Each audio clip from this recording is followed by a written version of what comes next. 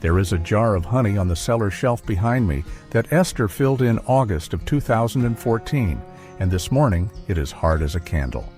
You could stand a spoon in it and the spoon would not lean.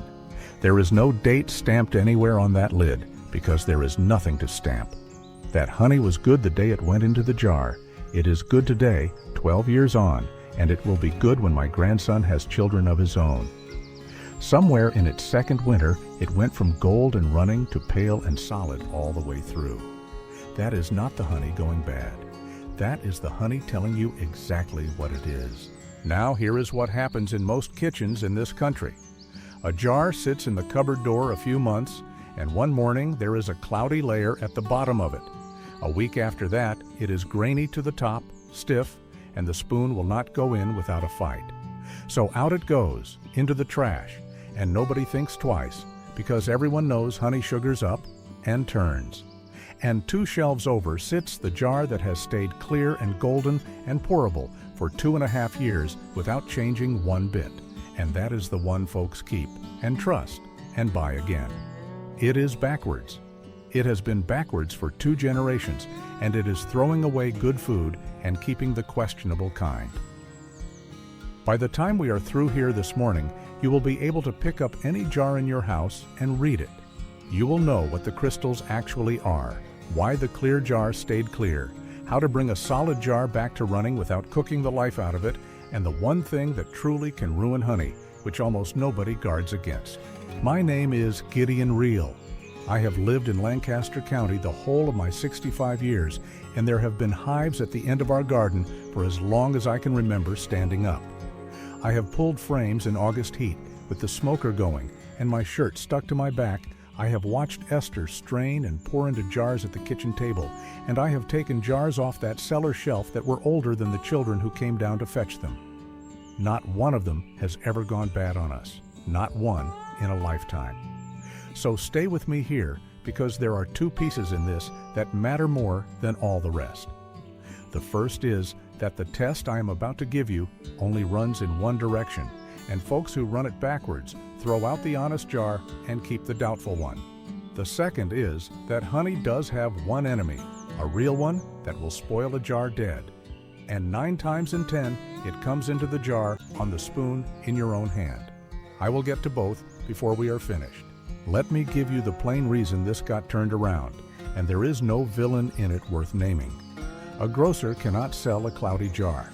Put 2 jars on a shelf side by side, one clear and one half set up with crystals, and near everybody reaches for the clear one every time without knowing why. So the trade did the sensible commercial thing. They warmed the honey enough to melt out every last crystal before bottling, and then they strained it fine enough to take out the specks of pollen and wax that float in it. That gives you a jar that looks the same in month 12 as it did in month 1, and it sells. What it also does is take out the very thing that proved the honey was honest in the first place. Nobody set out to fool anyone. They set out to sell a pretty jar, and we all quietly learned the wrong lesson from it. So let us start with the thing everybody says and almost nobody can explain. Honey does not spoil. That is true, and it is not magic, and it is not a peculiarity of Amish honey. It is 3 plain locks working at once. The first is water, or rather, the want of it. Ripe honey holds less than 1/5 of its weight in water, and what little there is sits bound up tight against all that sugar, so there is next to nothing loose for a bacterium to drink. The second is acid. Honey runs sour somewhere around 3.9 on the acid scale, near enough the sourness of a lemon and well past what most spoiling organisms can bear. And the third one is the bee's own doing. She puts an enzyme into the nectar as she works it, and that enzyme sits there quiet in thick honey and then starts making peroxide the moment the honey gets watered down. It works hardest when honey is diluted somewhere between 1/3 and 1/2. Think about what that means for a minute. The defense switches itself on at the exact moment the honey becomes weak enough to be attacked, dry, sour, and armed. Nothing takes hold in a jar like that, and nothing ever has. Now, the crystals. Honey is holding more sugar than the water in it can properly dissolve. It is what a chemist would call supersaturated, and what my father called too rich to stay put. The two main sugars in it are glucose and fructose, and they do not behave the same. Fructose dissolves easily and is content to stay in solution. Glucose is the heavy one, the one that keeps trying to come back out and become a crystal again. So over months, in every honest jar, the glucose slowly leaves the solution and builds itself into fine crystals, and the honey goes cloudy, then grainy, then solid. The ratio between those two sugars is the whole story of how fast it happens. Honey that runs low in glucose, under about 30 parts in 100, can sit liquid for years on end. Honey with more glucose in it will set up in a few months, and some will set in the comb before you ever get it out. Nothing has rotted, nothing has fermented. A sugar has simply changed its mind about staying dissolved. The honey underneath is the same honey, same food, same taste, thicker, paler, and a good deal easier to put on bread without it running down your wrist. Here is the part I most want you to keep. Crystals cannot start from nothing. They need something to build on, a speck to grab hold of. In raw honey, straight from the extractor through a coarse strainer, that jar is full of specks, grains of pollen, flecks of beeswax, bits of propolis, all of it too small to see, and every one of it a place for a crystal to start. That is why our honey sets, and it sets sooner than anything you will buy in a store. Now take that same honey and warm it well past bottling temperature, so every microscopic crystal already in it melts away. Then run it through a filter fine enough to strain out the pollen itself, and you have removed every place a crystal could begin. That jar will stay clear on a shelf for years, and it is not staying clear because it is purer. It is staying clear because everything that could have started a crystal has been taken out of it. Same reason a puddle of clean water can sit below freezing without turning to ice until something drops into it. And now the honesty, because I would rather you hear the limit from me than find it out by throwing away a good jar. This test runs one way only. If your honey has gone solid on the shelf, you are almost certainly holding real, minimally messed about honey, and you should be glad of it. But the reverse does not follow. Liquid does not mean false. There are honeys that stay runny for 2 years and more by their own nature because they are simply short on glucose. Acacia is one, and it carries barely 6 parts of glucose to every 10 of fructose. Tupelo out of the southern swamps is another, and it will sit liquid a year or two without a thing done to it. Both are the genuine article, and both are dear to buy. There is also honest honey that has been gently warmed for bottling, and nothing worse. So do not go pouring out clear jars on my say-so. Solid tells you something. Clear tells you nothing on its own, and any man who says otherwise is selling you his own honey. That said, the reason this matters is not a game about crystals. It is that the honey trade has a real problem, and the numbers are not mine. They are the European Commission's. In the winter of 2021 and into the spring after, 18 countries working together pulled 320 jars and drums of imported honey at their own borders and sent every one of them to a government laboratory. When the results were published in March of 2023, 147 of those 320 samples were flagged as suspected of being cut with sugar syrup, beet, rice, or wheat. That is 46 out of every 100. The same testing run in 2015 came back at 14. Now I will be square with you. The honey trade has argued publicly with how those tests were read, and the commission itself was careful to write suspected rather than proven, so I will use their word too. But the direction of it is not in dispute by anybody, and here is where it ties back to your cupboard. Syrup added to honey throws off the balance of those two sugars, and honey that has been cut that way tends to sit there and never set. That is a sign, not a verdict. You cannot convict a jar with your eyes. But when a jar goes solid on you, that particular worry is off the table entirely, and that is worth something. For the folks who want the whole of it written out, the 2 ways to tell a set jar from a fermented one, the warming temperatures with a thermometer reading beside each, how to make solid honey into a spread on purpose, and what to actually look for on a label. I have put it in a short guide called The Jar That Cannot Spoil, and the link sits right below this video. It is there if you would sooner have it in your hand than in your head. That is the only time I will mention it, and now back to the work. So your jar has gone solid and you want it running again. Set the jar, lid on, down into a pot or a bowl of warm water. Warm, not hot, and here is the number that matters. About 105 to 110 degrees, which is a shade above bath water.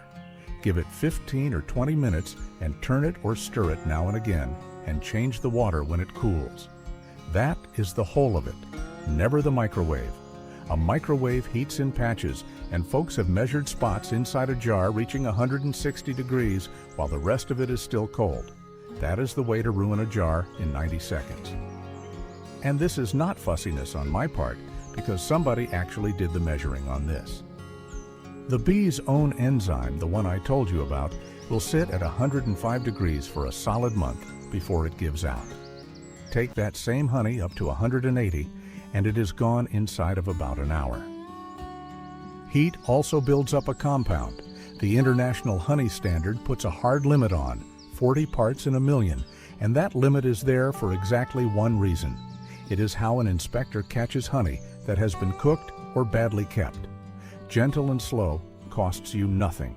Hot and quick costs you the best part of what you paid for. And I will say the plainer thing too, which is that you do not have to melt it at all. Solid honey on toast beats running honey on toast, and it does not go down your sleeve. Stir a set jar smooth with a knife, and you have what the shops sell at a premium as creamed honey. Now the enemy I promised you, and it is water. Every jar of honey on earth, ours included, has yeasts sleeping in it. Tough little things that can live in sugar thick enough to kill nearly anything else, 700 grams to the liter, and they carry on. They are not a fault, and you cannot strain them out. They simply lie dormant because there is not enough free water in ripe honey for them to work with. Give them water, and they wake up. Below about 17 parts water in 100, honey will not ferment in a year, even with those yeasts sitting in it. Between 17 and 19, the risk climbs steadily. Above 19, it is likely no matter how few yeast cells are in there. So the whole job of keeping honey is keeping water out of it. And that is not weather, it is habits. Lid down tight every single time, because honey pulls moisture out of damp air the way salt does. A dry spoon, always. The wet spoon from the coffee cup, the buttery knife, the finger of a curious grandchild, that is how water and everything else gets in. Room temperature is right, somewhere in the 60s or low 70s, in a cupboard away from the window. And leave it out of the icebox. Cold does not preserve honey, it only makes it set faster, which is how half the country decided their honey went bad in the first place. If a jar does ferment on you, you will know without being told. It foams, it pushes the lid, and it smells of wine or bread dough gone over. That jar is finished. It is the only way honey ever finishes, and it is entirely preventable. Two more things, and then I will let you go. The first is not optional. No honey for a baby under a year old. Not a spoonful, not a taste, not a smear on a pacifier to quiet him. Honey can carry the spores of a particular bacterium, and a grown body handles them without ever noticing. But an infant's insides are not settled enough yet to keep them from taking hold. That is the one hard rule in the whole subject, and every doctor in this country says the same. After the first birthday, it is no trouble at all. And the second thing is a story you have surely heard, because it goes around every year, that archaeologists opened a pharaoh's tomb, found jars of honey 3,000 years old, and ate it, and it was perfect. I have no use for it. Nobody has ever been able to point to the study behind the tasting, and where honey out of those old tombs has actually been put under a laboratory glass, it had gone to a dark terry stuff that no man would put on bread. Preserved is not the same as edible. I would rather hand you a jar from my own cellar that I can account for than a tomb story I cannot. Step back and look at what this is worth. Good honey is not cheap, and the jar most families throw out every year was never spoiled at all. It was doing the one thing that proved it was worth the money. Learn to read it, and you stop throwing away food. You stop paying extra for the jar that was processed hardest, and you gain one shelf in your house that needs no dates, no power, and no watching. There is a comfort in that beyond the money. When the lines go down in an ice storm and the refrigerator is a cupboard full of trouble, the honey does not care. It sat through the last one, and it will sit through the next. So here is what I would have you do this week. Go and find the oldest jar of honey in your house and look at it honestly. If it is cloudy or solid, keep it, because you are holding the real thing. If you want it running, stand it in warm water around 105 degrees for 20 minutes and keep it out of the microwave. Check that the lid seats tight. Move the jar off the cold shelf and into a normal cupboard, and put a dry spoon beside it and use no other. If you have a baby in the house, put the honey up high until the first birthday. And the next time you are buying, do not walk past the jar with crystals in the bottom. That is the beekeeper telling you the truth about what is in it. Now I would like to hear from you. Tell me down in the comments whether you have ever thrown out a jar of honey because it went solid. I have a notion a great many of you have, and I would like to know how big a jar it was, because I suspect the total across all of us this year would fill a wagon. I read them, all of them. And before you go, there is another thing on that same cellar shelf that has never had a date on it either, and never had a weevil in it. And it keeps that way because of one leaf that costs nothing. Next time I will take you into the dry stores and show you exactly how we keep flour and beans and cornmeal for a year without a single bug in the barrel. Until then, do not let anybody tell you that solid honey is spoiled honey. It sat in a warm hive, it will sit in a cool cupboard, and it has all the time in the world.